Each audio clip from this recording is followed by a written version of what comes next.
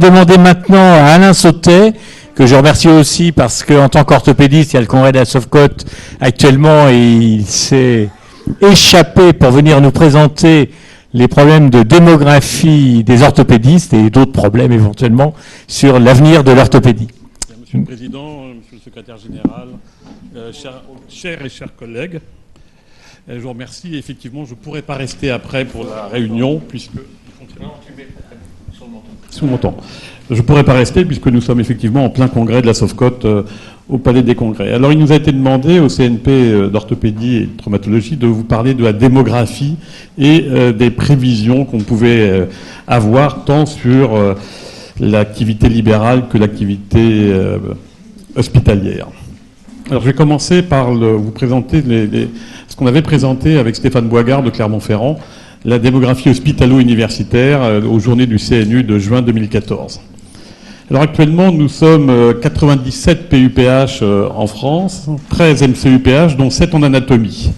Et parmi les non-titulaires, on retrouve 6 PHU et, si on additionne les AHU et les CCA, 142 chefs de clinique actuellement en formation. Les prévisions pour 2018 montrent un nombre relativement stable de PUPH à 91, avec une diminution du poste de CCA et d'AHU, mais là, le CNP est très inquiet quant à la réforme du 3e cycle de la médecine, dont on verra un petit peu plus tard ce qu'il en est. Alors, 2018, c'est très proche, et voici ici le tableau par répartition d'âge de l'ensemble des PUPH d'orthopédie traumatologie. Il n'y a pas dans ce compte les orthopédistes infantiles. Alors bon, c'est pas facile à lire, donc je vous ai préparé ce tableau pour vous montrer. Et ce qui nous inquiète en fait beaucoup, c'est que vous voyez que presque 80% des PUPH actuels d'orthopédie ont plus de 50 ans. 60% ont plus de 57 ans. 60% ont plus de 50 ans, 55 ans, et 30% ont plus de 60 ans. Alors quand on revient sur cette diapositive, eh bien, on voit bien que l'ensemble des PUPH est largement vers la partie gauche de la diapositive. Et puis si on projette sur 2024, alors ça c'est juste une projection qui ne tient pas compte des départs, et vous savez tous que notre collègue Jérôme Alain de Créteil vient de démissionner de son poste de PUPH. On ne tient pas non plus compte des éventuelles maladies à venir, mais si on regarde ce qui va se passer dans les 10 prochaines années, eh bien, vous voyez qu'il y a un vide très important dans nos futurs successeurs. Alors quel futur à 5 et 10 ans? Alors là, nous avons repris l'ensemble des PUPH région par région, donc je vais aller un petit peu vite, mais vous allez comprendre rapidement. La région nord, avec les villes comme Rouen, Lille, Caen, Amiens, eh bien, vous voyez qu'en 2013, il y a au moins 2 services, que ce soit Rouen et Caen, où il n'y a qu'un seul PUPH, et qu'à fur et à mesure qu'on passe en 2014, puis en 2019, eh bien, vous voyez que tous les voyants actuellement se mettent au rouge dans la région nord. Ce qu'on appelle rouge, c'est que la masse critique de PUPH sera largement insuffisante, non seulement pour assurer les soins, mais bien entendu la recherche et la formation. La région ouest, Tours, Rennes, Poitiers, je vous laisse lire. Vous voyez qu'actuellement, ça va plutôt pas trop mal, à part Angers. Puis, ça commence à 2014. 2019, ça devient préoccupant. Et là aussi, 2024, sur les projections, tous les voyants sont passés au rouge. Ainsi de suite. Alors, Paris et Île-de-France est un peu mieux loti. Vous voyez ici, en 2013...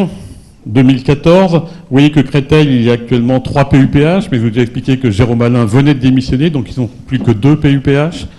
Et en 2024, eh bien, tous les voyants sont aussi passés au rouge, quasiment.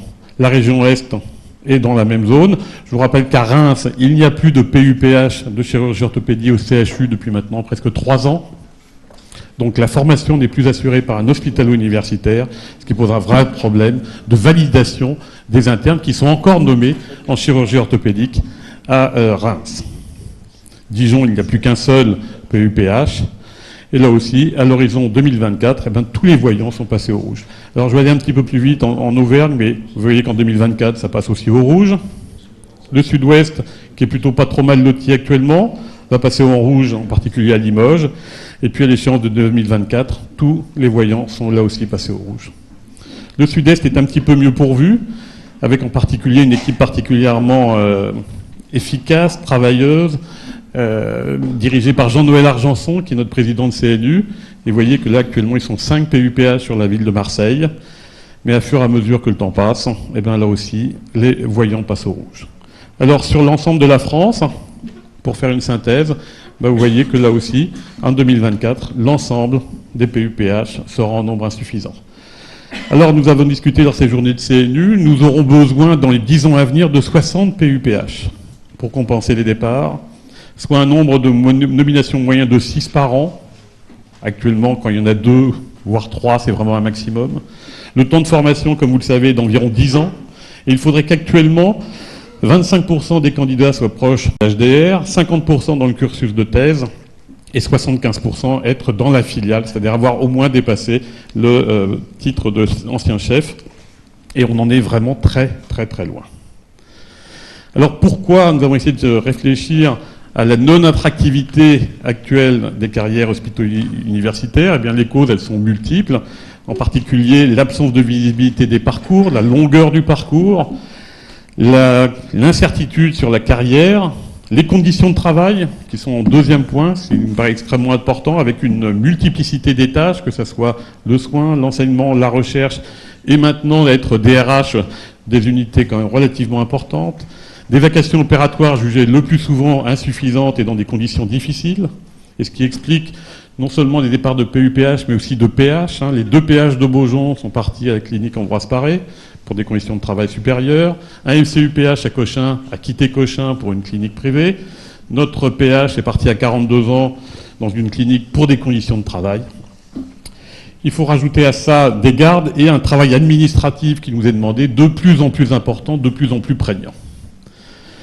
Une autre cause à la non-attractivité est probablement l'image que l'on peut donner, nous, PUPH, avec un discours qui est de plus en plus défaitiste. Et quand on parle avec les collègues, et là on est en pleine réunion de Sofcot, eh ben, on voit bien que chacun, on en a tous un petit peu assez des conditions de travail, pas tant la rémunération, mais les conditions de travail, avec une certaine forme de burn-out actuel. Et puis, bien entendu, il y a l'absence de reconnaissance professionnelle, que ce soit au sein de l'hôpital. Maintenant, on est quand même assez méprisé par nos directeurs, notre directeur général de l'assistance publique. Je ne sais pas si vous avez vu la réponse faite par Martin Hirsch à l'article qui annonçait le départ de François Habb dans le JDD ou dans le Parisien. Alors vous allez me dire, c'est une réponse très politique. Il a dit, ça n'a aucune espèce d'importance que les patrons s'en aillent, on mettra un jeune à la place. Bon, c'était une forme de dire, oyez, oyez, bonnes gens, vous inquiétez pas, je veille, mais ça montre aussi le mépris exprimé, et le fait qu'en fait maintenant nous sommes devenus substituables. C'est-à-dire que si un chirurgien s'en va, on trouvera toujours un autre chirurgien pour mettre à sa place, sans tenir compte ni de l'expérience, ni de l'expertise, et du pouvoir de former les jeunes collègues. Parce que remplacer un François par un jeune qui sortirait du clinica, qui va assurer sa formation, et comment pourra-t-il lui aussi former les autres? Alors je passe assez rapidement sur les contraintes financières dans les hôpitaux et dans les CHU. Alors maintenant, je vais vous parler des chirurgiens orthopédistes de façon générale. Alors, le nombre de chirurgiens orthopédistes qui exercent la chirurgie orthopédique et traumatologique est extrêmement difficile à connaître. Et là, je dois reconnaître que j'ai été pas mal aidé par le Conseil national de l'ordre, en particulier M. Parc. Les données exploitables sont basées sur la qualification obtenue et ou le mode de rémunération. Ces données sont le plus incomplètes sur les chirurgiens qualifiés en chirurgie générale qui exercent exclusivement l'orthopédie.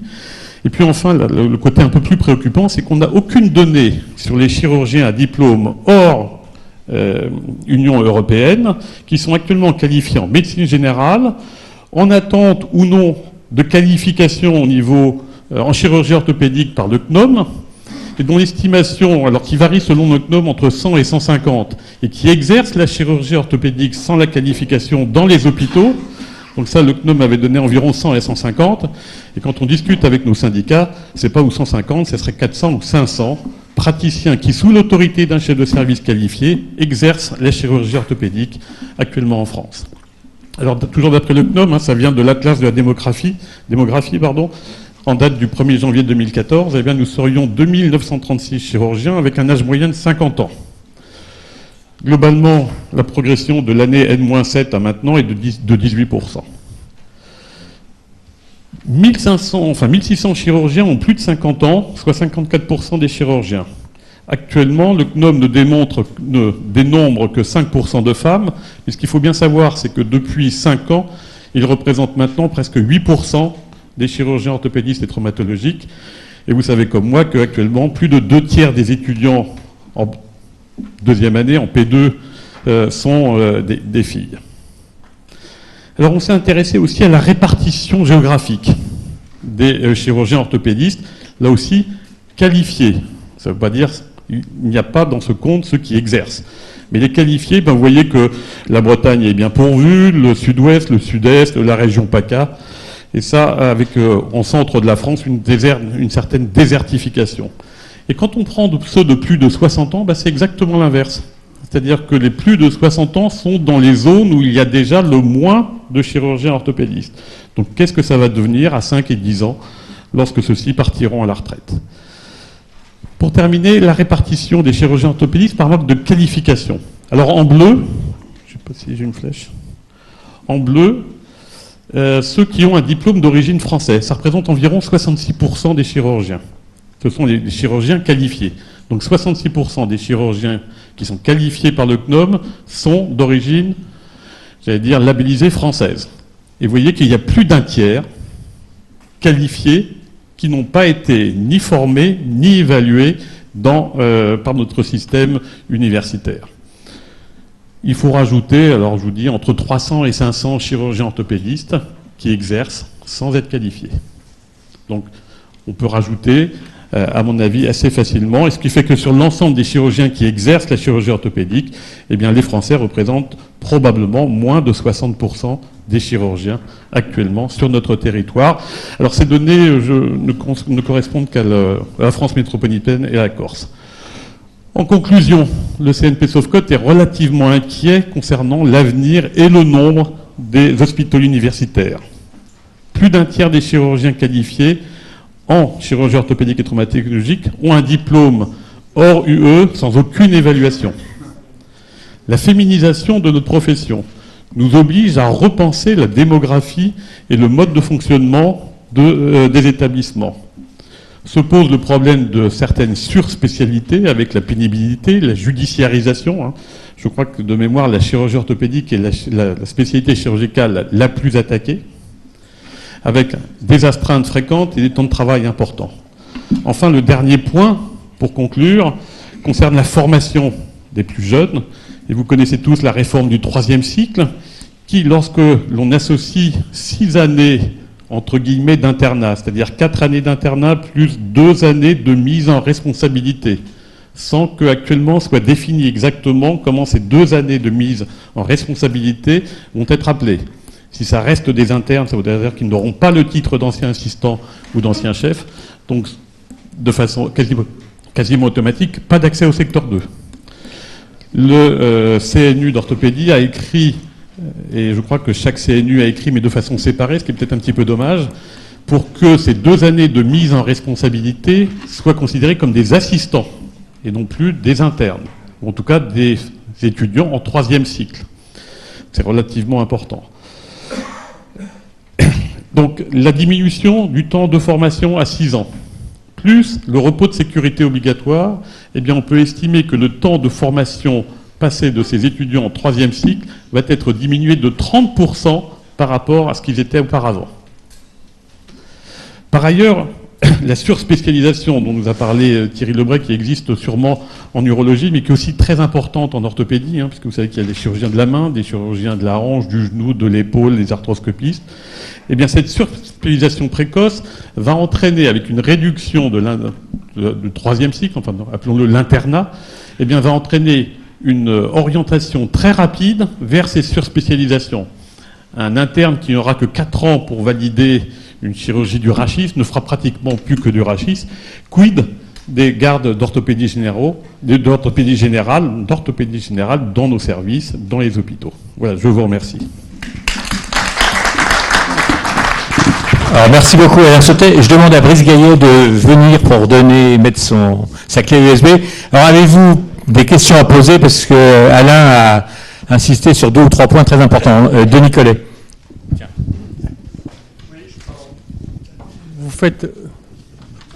Vous faites une projection un peu pessimiste de l'évolution de la démographie orthopédiste, pessimiste, et surtout une évolution un peu incontrôlée. On ne sait pas très bien qui tient les rênes du processus.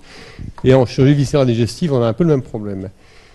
Est-ce que vous avez pu répondre à la question que nous nous sommes posée et dont nous n'avons pas la réponse, qui est d'évaluer les besoins de la population en matière de chirurgie orthopédique? Parce que faire des projections sur l'avenir de la démographie, l'avenir de la population, c'est une chose, mais savoir si c'est adéquat aux besoins de la population, c'en est une autre. Alors là, vous avez bien vu que ma présentation, c'est l'état actuel et ce qu'on pouvait estimer en fonction de différentes... Donc il n'y a pas vraiment de projection en nombre nécessaire pour la chirurgie orthopédiste. Par contre, ce qu'il y a de certain, c'est que on a bien vu avec l'urologie que c'était des spécialités vraiment médico-chirurgicales, radiologues dépendants. L'orthopédie reste assez isolée. Et la population vieillissante, la traumatologie, la géronto-orthopédie est vraiment quelque chose qui va aussi augmenter de façon quasiment obligatoire en fonction de l'augmentation des personnes dites du 4e âge. Donc pour l'instant, nous n'avons pas encore d'estimation à 10 ans des besoins. Et pour aller dans le même sens que Denis, le problème des remplaçants de prothèses, ça peut se modéliser. Ça, on sait que les prothèses ont une durée de vie qui est déterminée. Or, vous savez le nombre de prothèses que vous avez mises. Est-ce que vous avez fait des études à ce niveau-là? Ce qu'il faut savoir concernant les implants prothétiques, c'est qu'au niveau de la hanche, pratiquement, c'est à peu près square, c'est à peu près flat. Hein. On considère qu'actuellement, il y a environ 140 000 prothèses totales de hanche et reprises prothèses totales. Donc 140 000. Ce qui augmente de façon très régulière, c'est la prothèse totale du genou, hein, avec l'augmentation de l'obésité dans la population. Et ce qu'il faut bien savoir, c'est qu'aux États-Unis, ils font autant de hanches que de genoux. Hein. Et nous, on fait 140 000 hanches pour 85 000 genoux. Donc on a une progression de 7 à 8% par an d'implants du genou. Bernard Lebel. Puis une dernière chose pour répondre vraiment définitivement à votre question, c'est que l'usure des implants, il est quand même directement lié à l'utilisation, et que quelqu'un qui sera opéré à 75 ans, même s'il vivra centenaire, le risque d'usure et de faillite de l'implant est quand même relativement faible.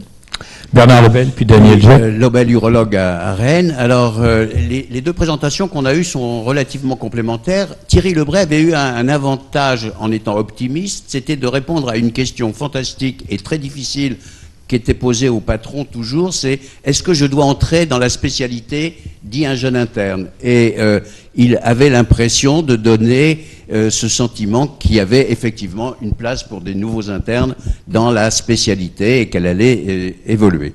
Par contre, Alain Sautet a été beaucoup plus pessimiste, et d'ailleurs il a repris un certain nombre des éléments de l'urologie pour leur donner un côté aussi plus pessimiste. Et ma question est-ce que c'est seulement les chirurgiens que nous sommes qui sommes tristes, parce que ce que vous avez dit à propos de M. Hirsch et de cette façon de concevoir la situation actuelle est assez troublante?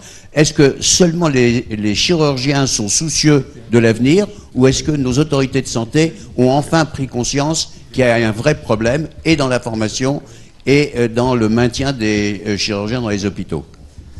Alors, à votre question, est-ce que les autorités ont pris conscience des difficultés? Je ne crois pas. Je ne crois pas. La réforme du 3e cycle est pour nous quelque chose de préoccupant. Alors, pour revenir, je ne suis pas du tout déprimé. Hein, on a un métier extraordinaire, mais ce que je vous ai présenté, c'est plutôt factuel. J'ai essayé de ne pas y mettre d'émotion, hein, c'est factuel, ce sont les chiffres actuellement. Donc, non, les orthopédistes ne sont pas déprimés. Mais en même temps, quand on parle de démographie, je vous donne des chiffres. Les chiffres, ils sont ce qu'ils sont. Hein, donc, et je ne suis pas sûr que le fait de... Enfin, il faudrait peut-être demander à d'autres spécialités chirurgicales, mais je ne suis pas sûr que le fait d'avoir cette réforme du 3e cycle est quelque chose qui va améliorer la formation, et si on parle beaucoup d'accès aux soins, je crois qu'on devrait parler beaucoup d'accès à la qualité des soins, dont on ne parle absolument jamais. Juste avant de donner Quand on compare notre situation à celle de nos voisins européens, et en particulier le Royaume-Uni, l'Allemagne, on se situe comment? Pareil, moins bien, mieux? À quel niveau? De la démographie de votre spécialité. Alors, en Allemagne, ils sont un peu plus nombreux, parce qu'il y avait une sorte de dichotomie entre la chirurgie orthopédique et la traumatologie. Ils sont revenus sur cette notion de dichotomie pour avoir maintenant une fusion de leurs deux sociétés et pour redevenir chirurgien ortho et traumatologique. Mais ils sont plus nombreux que nous. Ils sont plus nombreux que nous, proportionnellement. Royaume-Uni, c'est à peu près identique. Globalement, il y a un chirurgien en Europe, un chirurgien orthopédiste pour entre 20 et 40 000 habitants. Oui. Oui, je voulais vous demander, Marie-Laurence Polymérol, je représente le Centre national de chirurgie de l'enfant et je viens de Reims. Et effectivement, le problème que vous avez soulevé sur la formation des internes d'orthopédie à Reims est prégnant. Le paradoxe, c'est que pour le coup, dans votre diapositive sur la répartition des chirurgiens orthopédistes en France, la Champagne-Ardenne est particulièrement bien pourvue. Et en fait, ma question, c'est que c'est plus manifestement une désaffection des postes universitaires que de la spécialité que vous mettez en avant. Ah, pour Reims? Non, pour Reims, c'est parce que tous les internes veulent faire de l'orthopédie. Enfin, quand aujourd'hui on assiste au choix des internes, l'orthopédie part assez rapidement. Donc il y a quand même encore une envie de faire de l'orthopédie. Le problème, c'est qu'ils ne restent pas à l'hôpital. Et que du coup, la formation s'en trouve nettement altérée. Alors là, je vais vous paraître peut-être un peu démodé, mais quand j'ai passé l'internat, prendre Paris était quelque chose qui était particulièrement valorisant. Quand on prend les résultats de l'ECN 2014, eh bien, dans les 500 premiers, je crois qu'il y a moins de 10% des internes qui vont choisir de la chirurgie. Et globalement, il semble qu'ils privilégient largement la qualité de vie. Paris n'est pas pris dans les 100, combien il y a 200. N'est pas pris de façon systématique par les premiers reçus. Et vous pouvez être chirurgien dans une ville de CHU lorsque vous êtes 4 millième ou 5 millième sur 8000. Donc, avec ce système d'examen classant national, eh bien, comme il y a un poste par candidat, globalement tous les postes sont pourvus, mais simplement l'attractivité de la spécialité chirurgicale. Alors c'est vrai que l'orthopédie est encore largement... on n'aura pas de manque d'internes. On n'a pas de manque d'internes.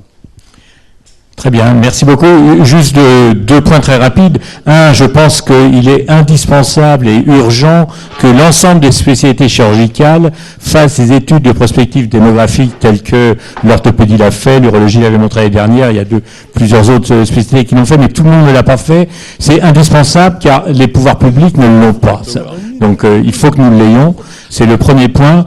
Le deuxième point, on voit très bien que les hôpitaux publics et les établissements de santé privés n'ont pas les mêmes problèmes, mais il y a des problèmes dans les deux structures, puisqu'on voit bien que sur le plan démographique, en orthopédie, sur le plan de toute la France, les zones de désert, entre guillemets, chirurgicaux éventuels, sont aussi bien dans le public que dans le privé. Et le troisième point, c'est que on note quand même en ce moment que le privé est plus réactif que le public pour garder les chirurgiens qui sont les plus dynamiques, et que ça, il faudrait que certaines structures publiques le comprennent. Je pense que c'est très important. Alain, un dernier mot. Non seulement pour les garder, mais pour les faire venir. Oui, oui. Je suis d'accord avec toi.